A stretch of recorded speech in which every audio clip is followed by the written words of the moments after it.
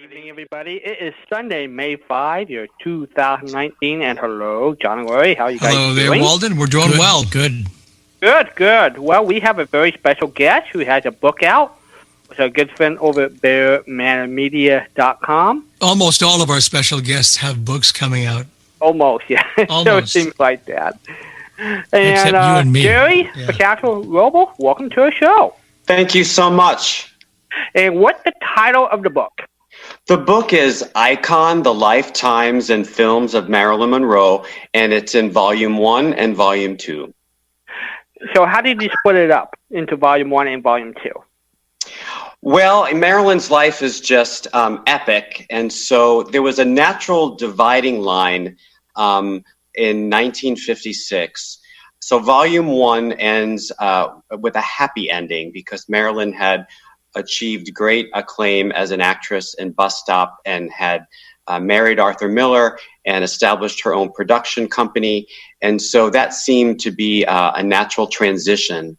And then Volume 2 picks up with the production of The Prince and the Showgirl and continues on to her death and even her legend after her death. Why do you think her legend have continued till today? I was talking to some of the people at the PR office business I know, and she still has a full-time PR person handling the estate today.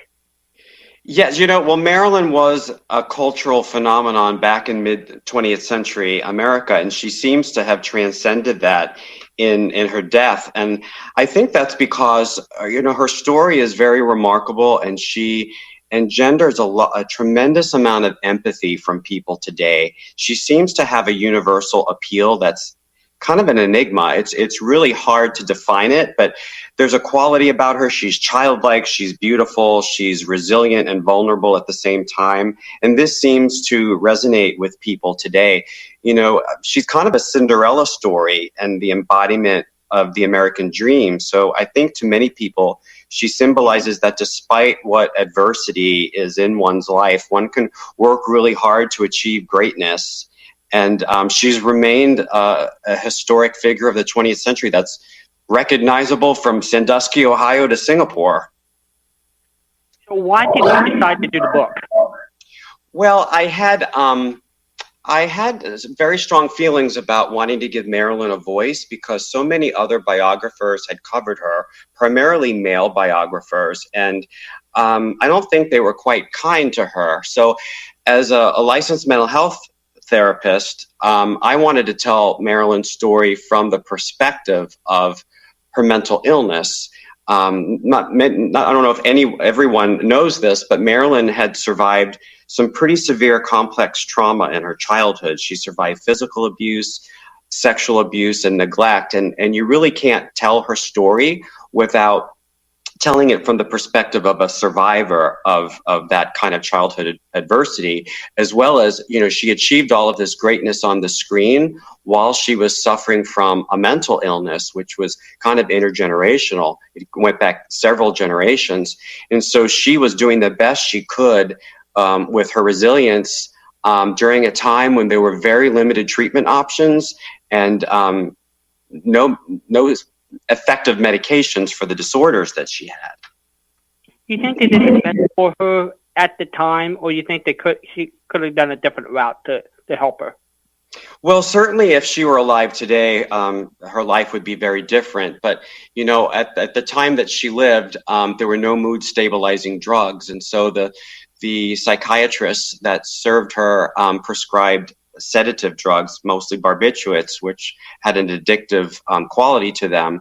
So even psychoanalysis of the day was not as effective as the treatments we have now for people who have survived trauma. So we know so much more about bipolar disorder, which she most likely had, and borderline personality disorder with which she struggled. And today, people could be taught skills to deal with distress tolerance and to cope.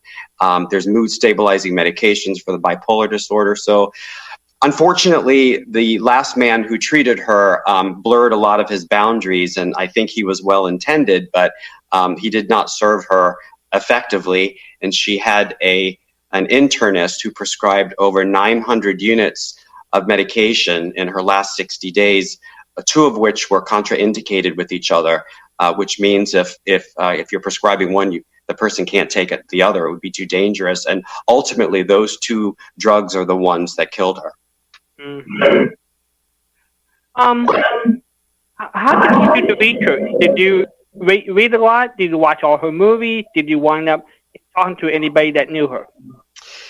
Oh, it was a decade of research, really. I had written a book about Marilyn called Cursuum Perficio, Marilyn Monroe's Brentwood Hacienda, and it was a very small book about her last 6 months renovating her home in Brentwood, and I published that around 2000, and that was kind of my dress rehearsal, and it had a tremendous tremendous response from it, and so I anticipated, can I really pull together a full biography?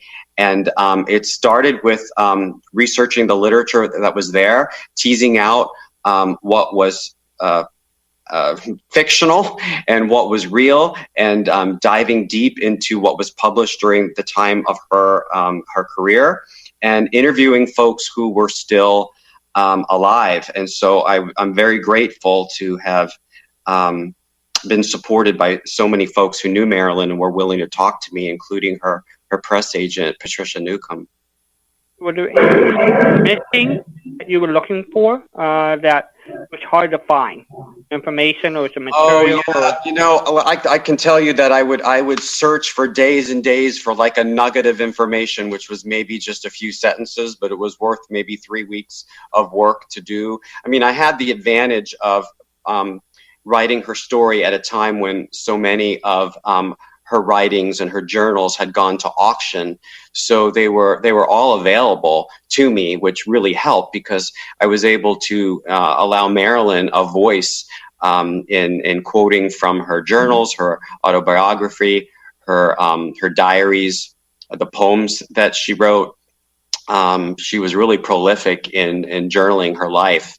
And it really revealed the woman and the issues that she was processing, especially during the time that she was in Manhattan studying with Lee Strasberg. So could there have been more? Yes. Even completing the book with 2 volumes, like practically 800, 900 pages each, I still feel somewhat dissatisfied, and I feel like there's still more. There's still maybe something missing, but I did the best I could with the resources that I had available at the time. I'm not a professional author, so my profession is a mental health counselor. So this was kind of some self-prescribed occupational therapy. How did she get started in the entertainment field? Well, it was a long and winding road, and she was born in Los Angeles to a mom who worked in the film industry as a negative splicer, and her mother was institutionalized due to mental illness, and her father never claimed her. So as a child, she escaped to the movies as a way to escape her bleak existence. And so she envisioned for herself becoming an actress so that she can be loved and gain attention, which she wasn't able to receive from her mother or from her father. So she married at the age of 16 and was working in the war effort at Radio Plane Company, making drones used for target practice during World War II. And so her husband went into the Merchant Marines, and she was working there. And Ronald Reagan, who was working for governmental films at the time, sent David Conover to Radio Plane Company, kind of like a Rosie the Riveter photo essay. And he took some stunning pictures of Marilyn as a very young woman, and they were circulated through some agents, and she became linked to the Blue Book modeling agency in Los Angeles, which was owned by a very proper woman named Marilyn Snively and her mother. And they groomed young women for print ads, commercial ads. And when some of them had special charisma and appeal, they were groomed for films. So Marilyn Snively was really Marilyn's benefactor. And she was able to link her to a man named Ben Lyon, who was an agent at 20th Century Fox Studios, and he arranged for Marilyn to have a screen test on the set of a Betty Grable movie. And the Oscar-winning cinematographer Leon Shamroy was the one who shot this silent screen test. And he said that he got a cold chill when he saw Marilyn, that she had this charismatic presence on the screen, and kind of reminded him of Jean Harlow. So this led to a contract at 20th Century Fox Studios, and Marilyn was under the age of 21, so her legal guardian, Grace Goddard, had to sign the contract. And so she appeared in a few bit parts at Fox, but at that time, there were many young contract players on the Fox lot. It was kind of like a college campus. And so these young folks were, they were trained in acting and singing and dancing and poise and fencing. And it was Ben Lyon who said of all these young folks at Fox, Marilyn seemed to be, working the hardest. While some of them partied and slept late in the morning, Marilyn was visiting all of the different departments of the studio and, learning more than just acting and dancing and fencing, but she was learning set design and lighting and makeup. And in fact, when she was at the Actors Studio, the actress Maureen Stapleton was amazed by how much Marilyn knew how to light a stage set, that she had that kind of technical knowledge of lighting. And so she was unfortunately dropped by Fox and did some kind of freelance work for other studios. She returned to modeling, where she was very successful as a cover girl in commercial print ads. And she even acted on stage at the Bliss Hayden Theater in Los Angeles, in some parts in Stage Door. There was another play called Glamour Preferred. And of course, she posed for the famous calendar shot in 1949. But then she was introduced to John Hyde, who was an agent, and he promoted her at RKO. She did Love Happy with the Marx Brothers. She did a film at Columbia Studios called Ladies of the Chorus in 1948. She's really wonderful in that early film, and it's easy to see her star quality. And it's interesting because Columbia would have, I think, promoted her differently. In the film, she kind of resembles Rita Hayworth and Gilda, and it seemed like they would have maybe gone in a different direction with her image. But then Johnny Hyde, the agent, got her back at Fox for an Oscar-winning film all about Eve with an all-star veteran cast. And Marilyn had that little walk-on part as Miss Caswell. And she really it was a breakout performance. All eyes were on her, even with all those veterans. And so that led to a 7-year contract with Fox. There was another film in 1950 as well, though, The Asphalt Jungle, Joe Mankiewicz film. That was John Huston's film. And her mentor at the time, Lucille Ryman, helped get her the audition for Houston, and she actually went up against Cher's mom, the singer Cher, went up for that part. And so All About Eve is what really landed Marilyn at Fox, where she had the majority of her career. So after All About Eve, were there some films that helped her became the star? When did she became the star that we are aware of today? Well, probably she made many films in 1952, and so that really put her on the map, put her on Life magazine, Look magazine. She did a drama at RKO with Barbara Stanwyck called Clash by Night, a dramatic role. She was really good in that film as well. Then she appears in 1952 in a black and white dramatic role, Don't Bother to Knock. And this is with Richard Widmark, and Anne Bancroft made her screen debut, and Marilyn plays a psychotic babysitter. So, this was before her training at the Actors Studio in New York. And so she's really impressive in this role. And, when you think of Marilyn having the experience of a mother with severe schizophrenia, she does a great job in this role. And then in 1953, I think Niagara really catapulted her. And this was Henry Hathaway's Technicolor film noir, which is very similar to a Hitchcock film, where she plays the wife of Joseph Cotton, and they're at Niagara Falls, and she's plotting his murder with her lover. And she's exceptionally beautiful in this film. And even though she's playing a femme fatale, a villain, you can see her vulnerability. She's very likable to the audience. It's a role that really captured how we imagine her today. And it had that famous scene of her walking away from the camera towards the fall, where it was kind of dubbed a horizontal undulation walk, which she became famous for. But then I think Gentlemen Prefer Blondes, also in 1953, was probably an ideal pairing of actress with a comedic role. It showcased her musical talents, and I would say the performance approximates the cultural fiction of the woman. Most impersonations of Marilyn done today are really of Marilyn in the role of Lorelei Lee in Gentlemen Prefer Blondes, with her very distinct articulation, her breathy voice, the dumb blonde image, but the character is really smart. And then that wonderful number, Diamonds Are a Girl's Best Friend, which has become her signature song. And it really conflicts with a lot of her values as a woman, because she wasn't interested in diamonds or millionaires.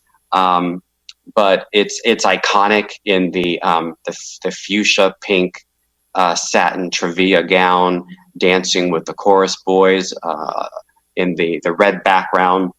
It was choreographed by Jack Cole and Gwen Verdon, and Marilyn asked for Cole to be her choreography on future films, and she sings for herself. Marni Nixon, who is known as like the ghost singer to the stars, she only had to dub just a few high notes, which you can hear, but Marilyn is singing for herself on the soundtrack. And I think the other film in 1953, she had several films released that year, was How to Marry a Millionaire with Betty Grable and Lauren Bacall. And what's interesting about that role is that she's of course a beautiful New York model, but she has very poor vision, so she has to wear glasses. And she believes that men won't be attentive to girls who wear glasses, so she's constantly removing her glasses when she's in the presence of men. And so it gives her a lot of physical comedy, where she's kind of bumping into walls, and she gets on the wrong plane, and she's reading a book upside down because she really can't see the print. And she had done some pantomime study with Lottie Goslar, who was a dancer, for that film, and she's really wonderful in it. And the reason why I point that film out is because she's kind of making fun of her glamorous image, and it made her, I think, a little bit more approachable to female members of her audience, opposed to the femme fatale role in Niagara, which probably appealed more so to the male audience. And then did she do a few more movies before she made the move to New York? Yeah, she made a musical, No Business Like Show Business, in 1954 when she was married to DiMaggio, and she filmed The River of No Return with Robert Mitchum in the Canadian Rockies. I think she's wonderful in that film with the boy Tommy Rettig, I believe, who plays Mitchum's son. They have a really good chemistry. But Marilyn considered it a Z cowboy film, and she had aspirations of becoming a dramatic actress. So, before she left for New York, she also completed The 7-Year Itch, and she really wanted to work with Billy Wilder. And so she took on that role, which, she's kind of playing her own screen image. Her character doesn't even have a name. She's called the Girl. And of course, it has that iconic image of her in the white halter dress standing over the subway when the train brushes underneath and it rises the skirt. I mean, that's what that movie offers as the iconic image of her. But there's an interesting story that Eli Wallach, the actor, tells that when that film debuted in New York, when Marilyn had already left to study there, Low State Theater erected a big image of Marilyn and on the front of the theater in the 7-Year-Itch dress flying scene, and Eli Wallach and Marilyn were in a coffee shop across the street, and Marilyn was just gazing out the window saying, "That's all they think of me. That's all they think I can do." And she wanted to do so much more. So when she wrapped up production of the 7-Year-Itch, it also coincided with her separation from DiMaggio, and that's when she left in December of 1954 to New York. So did she roll into acting school right away into New York, into the actor studio, or would that somebody invited her to come in? How did that all connect? Well, it seems like she had the goal to do that. She had met Susan Strasberg on the set of No Business Like Show Business, and Susan Strasberg remembers her saying that she wanted to meet her father, Lee Strasberg, and go to New York. But I think the introduction was actually by Cheryl Crawford. So Marilyn networked very well when she was in New York. I mean, she became the darling of the New York literati scene, and she was just very well connected. And so she was able to meet Strasberg and tell Strasberg her story. So she disclosed her horrible childhood and the challenges that she had in Hollywood. And he had great empathy for her. And he really believed in her, and he saw something in her and wanted to groom that. And you know, I think it was Stella Adler who had she was also a method coach, and she had trained Marlon Brando, and he was her protege and her great discovery. And Strasberg knew that Monroe had a special quality, and he wanted to lay claim to that. And ultimately, when she performed in Bus Stop in 1956, that was proof of Marilyn's talent. She had done some great work at the Actors Studio. In fact, I interviewed a few folks who were in class with her, including Renee Taylor, and they talk about nothing of what Marilyn accomplished on screen, as brilliant, as wonderful as her performances were. Nothing seemed to compare with the quality of her work that she did on stage, in scenes from Anna Christie and Golden Boy and Streetcar Named Desire. And she did the really long Molly Bloom soliloquy from James Joyce's Ulysses. And so, you know, the method acting became her technique. But what I also need to say is that the technique itself involved the actor having to go back to her past to remember events, so that she could evoke a real emotional reaction to the part that she's playing. So it wasn't like an artificial classical style of acting. You really were supposed to emote from your own experience, and that might work very well for someone who didn't have a history of trauma like she did. But for Marilyn, going back to serious feelings for serious parts only re-traumatized her and triggered all of her issues. And so that technique, although it resulted in some wonderful screen performances for which we really admire Marilyn, I think it came at a great psychological and personal cost to her as a woman. So sad. What happened to her? How long was she with the acting studio? Well, really from 1955 until her death. She never really joined as a member, but she helped fund it, attended benefits, and studied.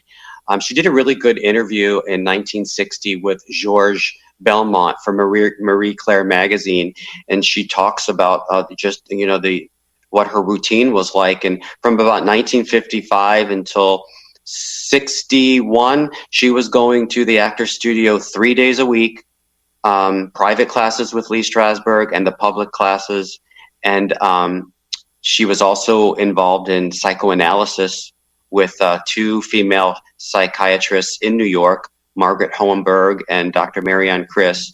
So she would be doing method acting, having to summons feelings from her past to do these roles, and then go to psychotherapy where she's revisiting this trauma from her childhood. So all of that, I can only imagine, was really overwhelming, because I don't think she was truly grounded, and I think she was constantly being triggered by her past.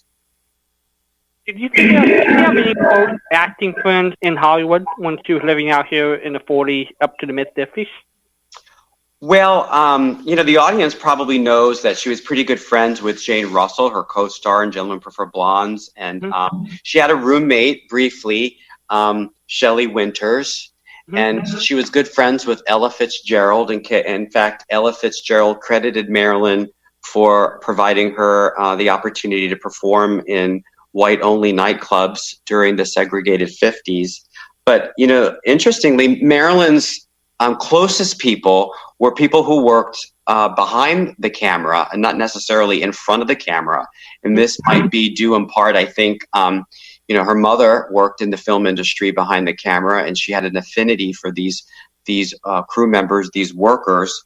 And they were actually the ones who were invited to her funeral. So, her closest friend and confidant was Ralph Roberts from the Actors Studio, who was also her massage therapist. And he relocated to Los Angeles the last year of Marilyn's life, and she was doing more work on the West Coast. And they would barbecue together, and Marilyn thought that his salad dressing was so wonderful that he should, bottle it the way Paul Newman bottled his. And he wrote a wonderful memoir that was never published, but I had access to it. And he talked about bringing Marilyn to Finocchio's in San Francisco during a break during the Misfits to see a female impersonator perform as Marilyn. So she was really close to Ralph Roberts. The Strasbergs, Lee and Paula, they were her surrogate parents. People might not know this, but she was friends with Truman Capote. She was pretty close to Lester Markle, who was the Sunday editor of the New York Times, and they corresponded with each other, and I was able to see some of that correspondence, which was really interesting. She was friends with the photographer Sam Shaw and his wife and their 3 children. And Edie Shaw, one of the kids, tells a wonderful story about Marilyn taking her to the circus and not wanting Edie to mention her by name because it would attract the attention of people and there'd be a spectacle. So she told little Edie, if you need to call me anything, just say, hey you, hey there, or hey Stan, and I'll answer.